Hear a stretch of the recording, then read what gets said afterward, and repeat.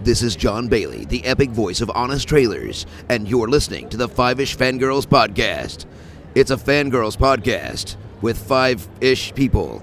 The tangents and squee will continue. Squee.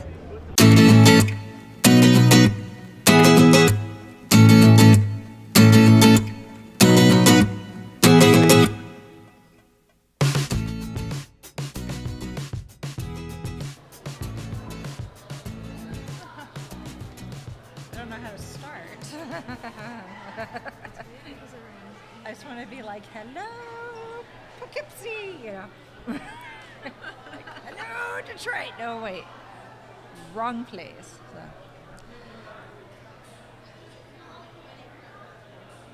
I guess I can do what I did last year and just start with the makeshift version of our usual show introduction. So I guess I'll just do that. So.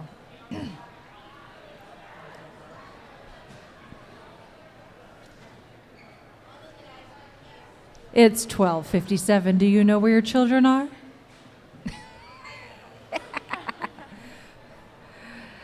Well, since there was no one here to throw out because they ran over, we're just going to start now, even though technically we have 3 minutes. So, hello, everyone eating your overheated and overpriced food court food. I partook of it as well. I have part of a chicken tender and some French fries. So I guess we'll begin. Live from Indy Pop Con 2016, this is Rachel of the Five-ish Fangirls podcast on the Established Facts podcast stage, once again in a food court. I think they're trying to tell us something about podcasting and food.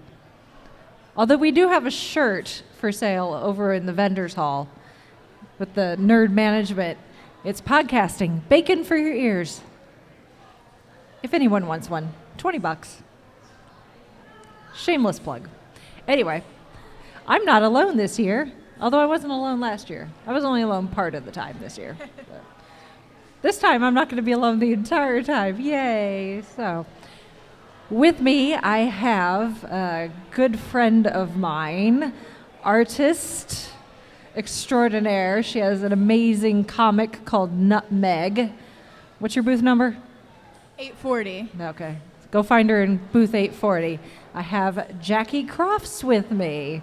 She's also, if anyone has a press badge like I do, she's the artist for the press badge, although they spelled her name wrong, but we'll live with it. So, how are you? Doing pretty good. Having a good weekend. Yeah, good. I saw you posted on Facebook earlier. You only had one of your trades left. Did you sell those two? I did sell them, but then I actually found a whole stash of other ones under my table. We won't tell. As far as Facebook is concerned, you sold out. I do only have 4 left now, though. Okay, that's good. So. Yeah. All right. So for the folks that don't know, why don't you give a little quick Reader's Digest version of what Nutmeg is about? Sure. Nutmeg is like Betty and Veronica meets Breaking Bad. So it's a rise and fall crime story about 2 best friends, Poppy and Kasha. They are trying to take down their rivals, the Lady Rangers, who are kind of like the Girl Scouts. And they have their own brownie baking operation. Poppy and Kasha are the upstarts, and they put a lot of nutmeg into their brownies, and they start a huge crime ring in their school. That's very cool. No, is there something that specifically inspired you for that? Or did you just like wake up in the middle of the night going, Eureka, I have an idea for a comic? Well, James, my writer, he actually came to me with the idea, and he said that he wanted to do like a Nancy Drew story, but from the other side. So like from the side of maybe not the good guys. The bad guys. Yeah. Yeah. And he wanted the characters to not necessarily be like good or bad. They're just people that make decisions. Very cool. And how many issues have you done? How many? We've done 9 so far. We have 2 trades. The next trade comes out next month, and then there's 5 more issues left after that. And it'll be all over. Oh no. here.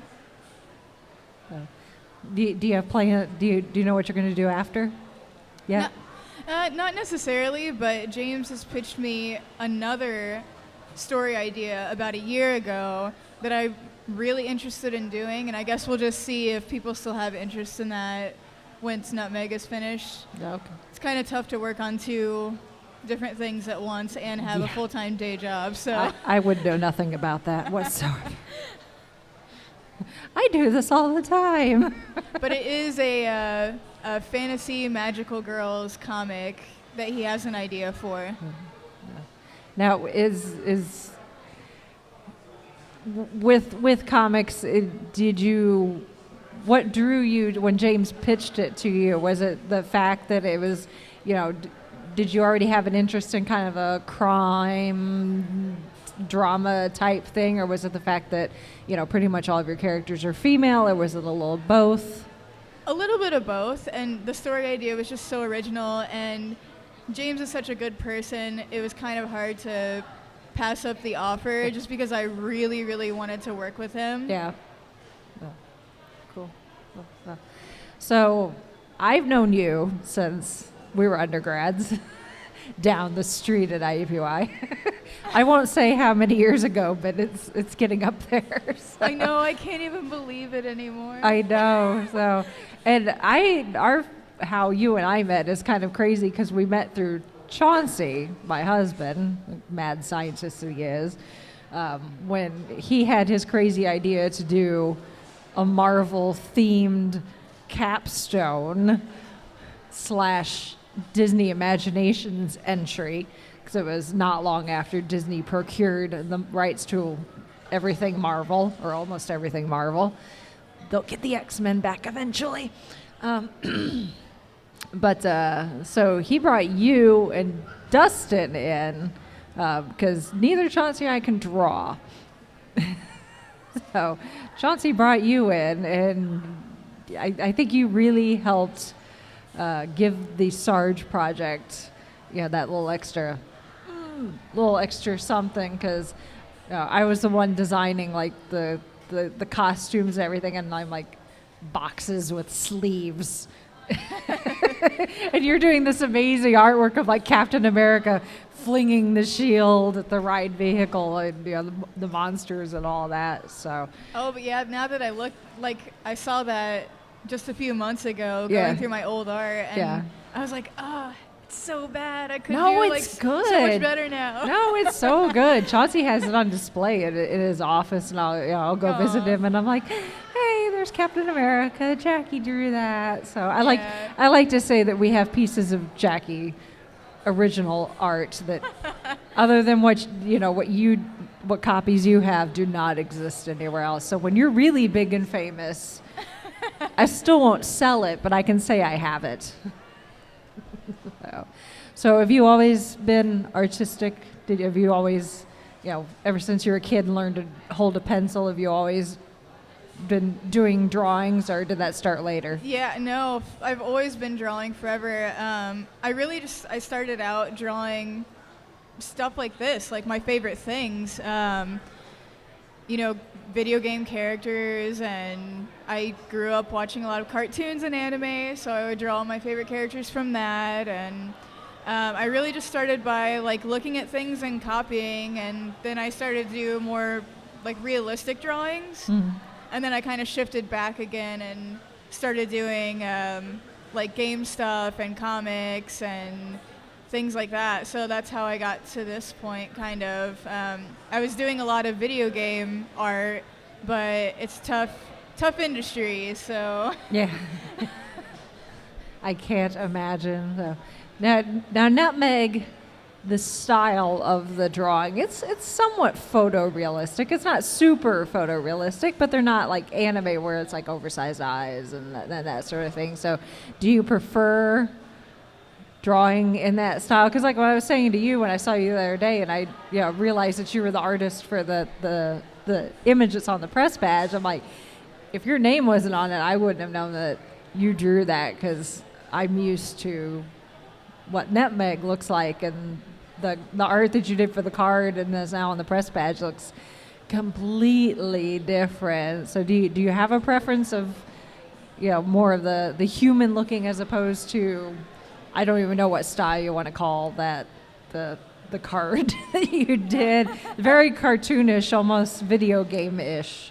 Yeah, I don't really have a preference. I kind of like to vary it up a little bit, but I'm hoping that with the next comic project that I do, it won't look anything like Nutmeg. I really want to pick a different style and do something different. So I think that maybe the people won't look quite as cartoony, and I don't know. I haven't decided on a style yet, but we definitely want to go with something different. It won't be pastels again. Yeah. So we were talking as we were eating our chicken tenders. So we were because we're of a certain age, I guess. We're complaining about all the aches and pains after 2.5 days of con going, and you said this is your 5th con this year. I'm on my 3rd, so I think it's my 5th or 6th one. I was at Emerald City in Seattle earlier this year, TCAF in Toronto, Indiana Comic Con, Pop Con. I guess it's maybe 4, and then I did Free Comic Book Day as well. Yeah. I saw you at Free Comic Book Day. You're right down the street from me, kind of. Excuse me. So what else do you have left for the year as far as cons? I know you said you're going to Gen Con, but you're going as a tourist, right? Yeah, I always go to Gen Con as a tourist. I don't want to have a booth there. I just like to go and play games and have fun. So really, this is my last convention for the year, and since my comic is wrapping up in the first half of next year, I'm hoping to just work really hard for the rest of the year, get the rest of the 5 issues finished, and then as it's coming out next year, I can maybe relax and just as it comes out, and I won't be frantically trying to catch up like I am now. But the rest of this year, I'm pretty much just I'm taking a vacation to Japan, and that's it. Yes, working. I've seen your posts on Facebook. That's very exciting. You've got the tickets booked and everything, so there's no turning back now. No turning back. That's very exciting. So, what was the thing that you got the tickets for? The Ghibli Museum. Yes. Yeah. All the Miyazaki films like Spirited Away and Totoro and all those. They have a giant museum where they have a bunch of displays and fun stuff in there. Yeah.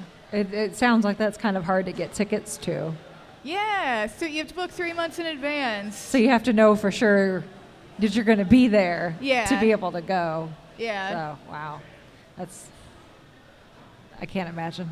I imagine that's probably what it's like, going to Paris and trying to go to the top of the Eiffel Tower or go see the Mona Lisa at the Louvre or something like that. You got to plan way in advance. Yeah, and of course I didn't start planning my trip until a month ago. So well, I had a friend that went to Japan once with her husband for his work. He found out he had to go, and they had 2 weeks notice. That's crazy. Yeah. Oh my gosh. They managed to. A lot of it was planned by his work, but they had a lot of free time too, and they were like, "Crap! How do we got to figure out transportation?" And they wanted to go to Tokyo Disney and all that. So plan that in 2 weeks. Yeah, I'm hoping we don't get too lost in the subway system. Yeah. Good luck to you. I've ridden the subway once in my entire life. And that was in New York. And that's all in English, so I can't imagine in another language. So that's cool. So now you and James went to San Diego Comic-Con last year. Is that right? Yeah. That was so fun. That was a blast. That's the big kahuna of cons. Yeah, I'm really lucky that last year was his 10th year going. Mm-hmm. So he kind of knew the ins and outs of San Diego Comic-Con. So if we planned out our days, and anything that we wanted to see, he could kind of weave and dodge, and he knew his way around the convention center really well. So we were able to see a lot of stuff. Yeah. I would have been totally lost if he wasn't there. Yeah. So you're saying if I ever go to San Diego, I need to take James with me? Yeah. James, please be my tour guide. I don't know what I'm doing. I've never been, and there's part of me that like really wants to go just once, just to see what it's like, just because I know it's like the con, but at the same time, it's like, I don't know, just the crowds and everything. I was going to say, everybody should just go at least once. Like, if you love anything pop culture, it's so much fun to go at least once because there's something there for everybody. And it's so huge and so massive. And they kind of like, they even transform the streets outside. So they shut down like an entire, like, 3 or 4 blocks outside of the convention center. And they build up these like giant, like, displays for whatever's there that year. They transform the restaurants into different things. And I think I saw last year that like part of it, I'm assuming it was in the same area. They were doing like an Assassin's Creed like obstacle type course, I think. Yes, that was outside of the convention center too, and that was so cool. It was like the Ninja Warrior course, but Assassin's Creed themed, and they had like a bunch of people that were working there all dressed up in like the Assassin's Creed clothes, and then once you got to the end of it, you could like play a little demo. And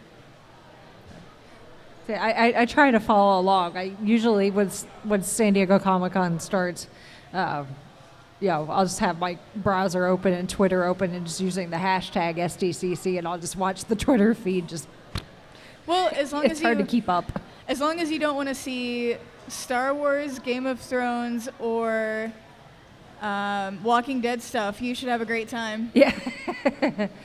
Well, 2 out of 3 I don't care about. Star Wars I could take it or leave it, although Chauncey would probably pop me in the head right now. He's determined to turn me into a big Star Wars fan. So. Yeah, I do love me some BB-8. Yeah, those are the ones that people like, they'll line up the night before to get and like sleep on the sidewalk to get into the panels and stuff the next day. Yeah. Well, I don't know if you saw, but San Diego Comic-Con, they're going to start releasing the live streaming from the Hall H panels online. It won't be at the same time, it'll be like right after. And there may still be some editing, like if a trailer gets shown and it's exclusive to San Diego, they won't include that. But the rest of the Hall H stuff they're going to start putting up. So for those of us that either don't want to tackle San Diego or just can't make it, and you don't want to wait, however long it takes for some studios to decide to finally release something.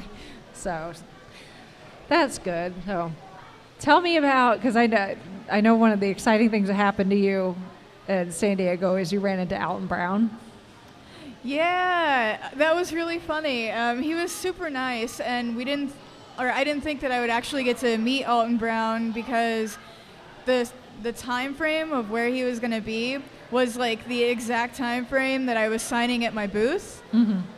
And after it was over, we just ended up like sprinting to the spot where we found out that he was at, because he put it out on a tweet where he was going to be. He wasn't at a booth at the convention. Mm-hmm. He did some sort of puzzle where he tweeted like the latitude and the longitude and then the time, but it was in like a different time zone. So it was all like a crazy like code or puzzle that you had to figure out to be able to come and find him.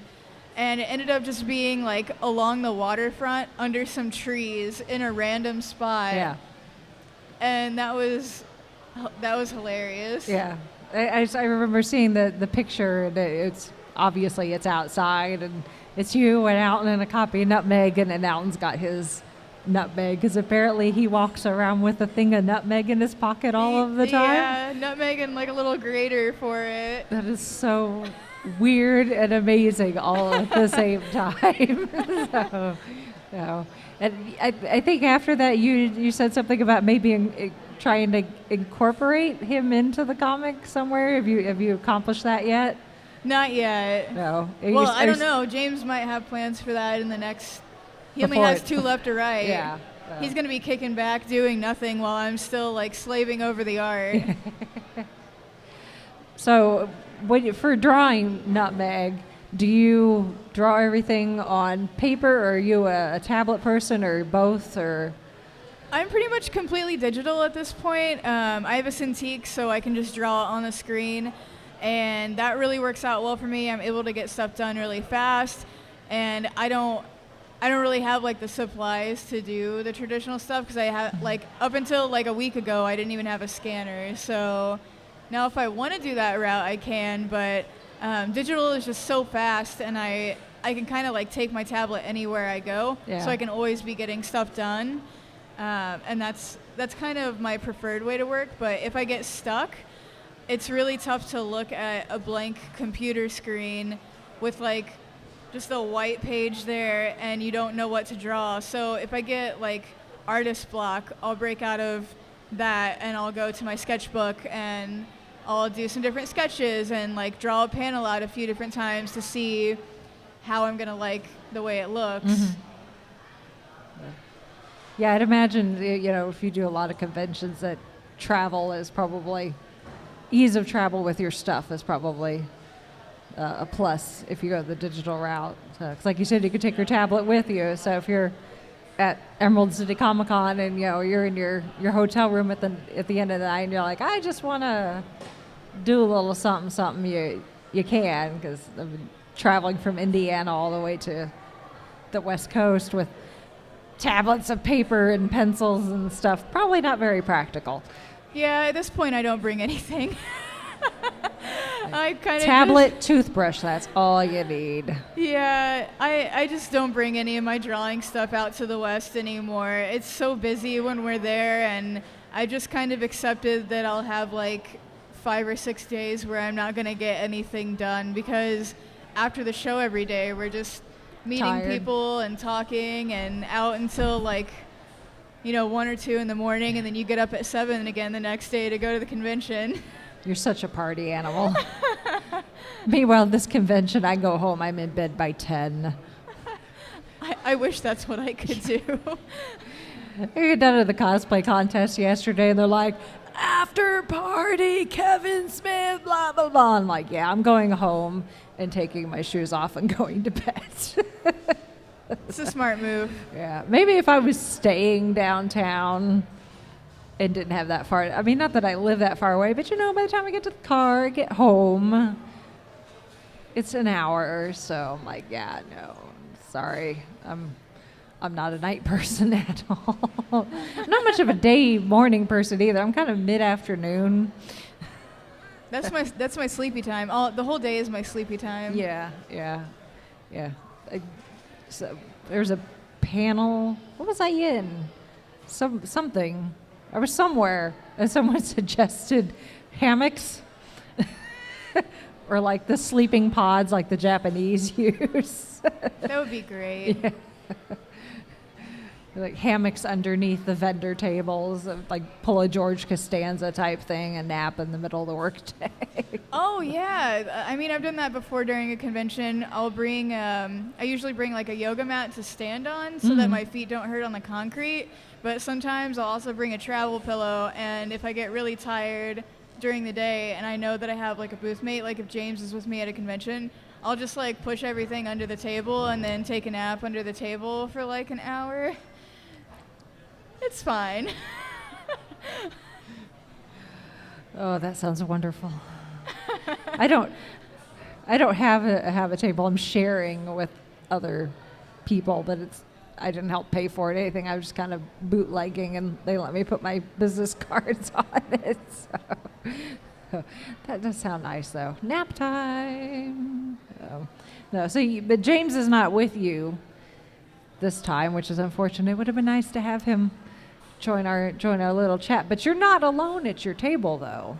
No. I'm with a couple other creators. I'm sharing a booth with Lee Chirolas of Little Guardians, and Ed, his writer, and Brian Wyrick, the co-creator of a comic called Henchmen.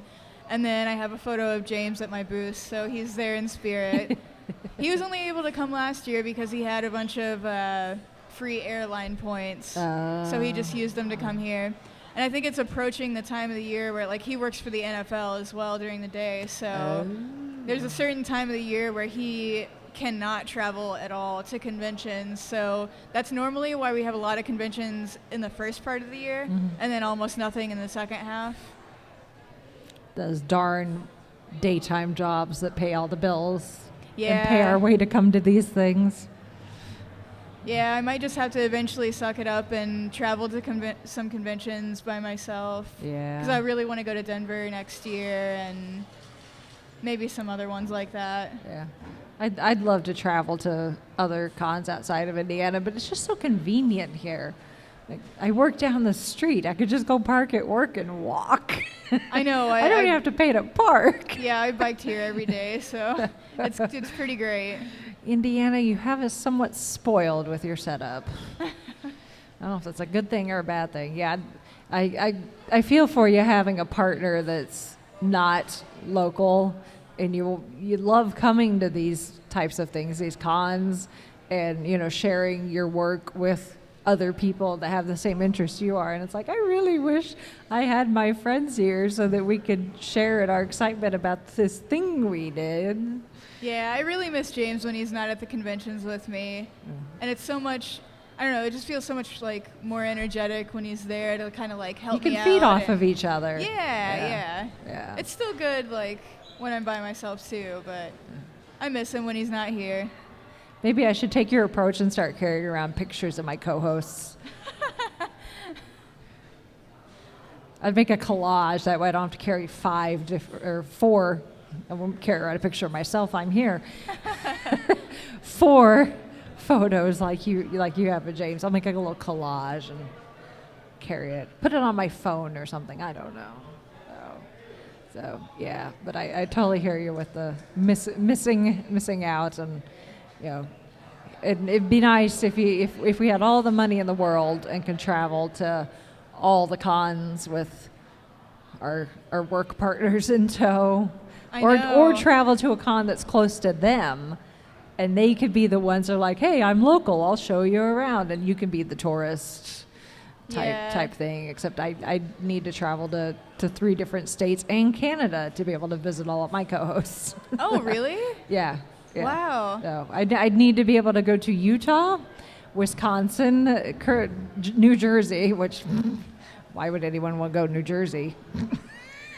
I would for Brittany, though. Yeah, and then Mitch is in Canada. So, and they all have cons, I think. I know Salt Lake does. Salt Lake Comic-Con is their big one. It's getting up there with like, not quite San Diego. I don't know if anyone can actually beat San Diego, but it's getting up there as far as size. Wisconsin, I don't know what they offer as far as conventions. I'm sure they've got something, though. Yeah. And then where Brittany is in New Jersey, actually, we could go to like New York Comic-Con. I've always wanted to go there too. Yeah. It's San Diego, New York. New York is kind of smaller. I think maybe if I wanted to do I'd maybe do like New York first and then work my way up to San Diego. It's like baby steps. You start with the training wheels, and then you work your way up, and then next thing you know, you're riding a Harley, down Route 66. What part of Canada? Kitchener, I don't think I know where that is. which is right outside of Toronto, I think. Oh, okay. So you could go to TCAF. Yeah. Yeah, so. That one was really fun. Yeah, Mitch, she goes to, they have Fan Expo Canada. And then there's, I think, Toronto Comic-Con. Yeah. She just volunteers to get her admission, which is kind of cool. They get some big names, too. Whatever one is coming up in September, I think it's Fan Expo. I can't remember which one comes first, the Comic-Con or Fan Expo. But whatever it is, the one that's coming up in September is going to actually, they're getting Stan Lee, and it's going to be Stan Lee's last Canadian expo. Yeah, I heard about con that. Appearance. So I don't know if she's going to try to meet Stan Lee or not, but she can say she was at Stan Lee's last Canadian appearance. So I'm kind of jealous. So they need to get Stan Lee here before he retires completely. It's going to be soon. I have a feeling. It's right up on my bucket list. Like, I need to meet Stanley. I don't have the money to meet Stanley, but I want to meet Stanley. You could wave at him. Yeah, I could. Otherwise, I'm going to have to sell a kidney or something to be able to meet Stanley. Not that he's not worth every penny, because it's freaking Stan Lee. But he's expensive. So, yeah. We're losing our crowd. The lunchtime rush Yep. has thinned out. So, well, I think in general the show is winding down for the most part. It is. I'm okay with that. Yeah. I'm ready for a nap. Especially now that I've had food. What time is it? 1:27. Hey, we've been at it for half an hour. That's pretty darn good. Yeah. So, yep. Nap time. Like, we'll just take our last 15 minutes and snooze in front of these people. Yeah. No, we won't. We won't do that to you guys. Yeah, I might drool, and I don't need that to end up on social media. So, but I guess with that, we will wrap up. I'll let you get back to your booth so you can hawk your wares some more, and Yeah, I'll relieve my booth mates. So Yeah. they don't have to sell my stuff. well, one did leave you to go perform at a rock concert for almost an hour. So, Shake Ups of Ponyville, go check them out. So, you leaving for a little bit to go get some food and hang out with me, I think is all right. Yeah, thanks for having me on. Oh, thank you. It's been a long time coming. I've only been doing this podcast for 2 years. I got to get all of my friends that, do anything remotely exciting and have them on. Come use my platform. Shameless self-promotion. I'm more than happy to do it. Speaking of self-promotion, I'm at booth 840, so come by and visit. Yep.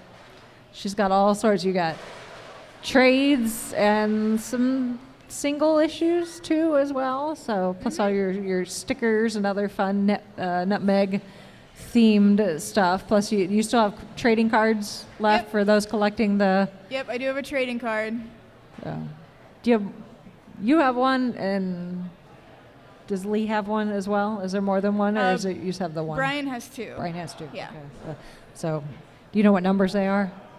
Mine is 12. I don't know which. I think he has one that's 32. I don't know what the other one is, though. Okay. Well, if anyone's still collecting the trading cards, come check out their booth, and they may have the numbers you want. And I'm not technically attached to any booth, so I don't even know what the booth number is. I just know we're across from the 501st and the G Fuel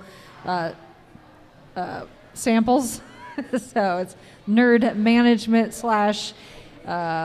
indie podcast meetup booth. I may be there, I may not. If not, one of my other booth mates is there, but I do have business cards there if you want to grab one.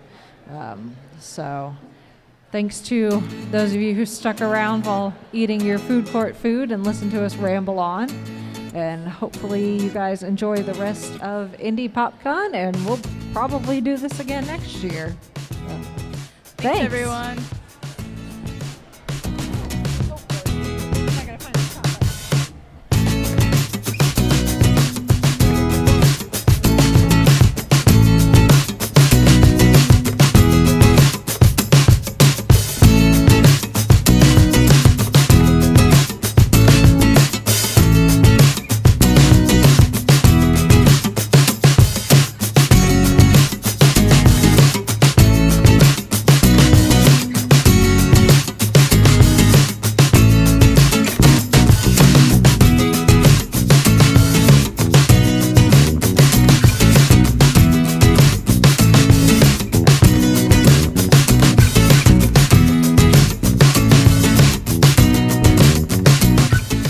Been listening to the 5-ish Fangirls podcast. Any and all movies, books, games, and other forms of media mentioned are owned and operated by the respective copyright holders. No copyright infringement is intended or implied.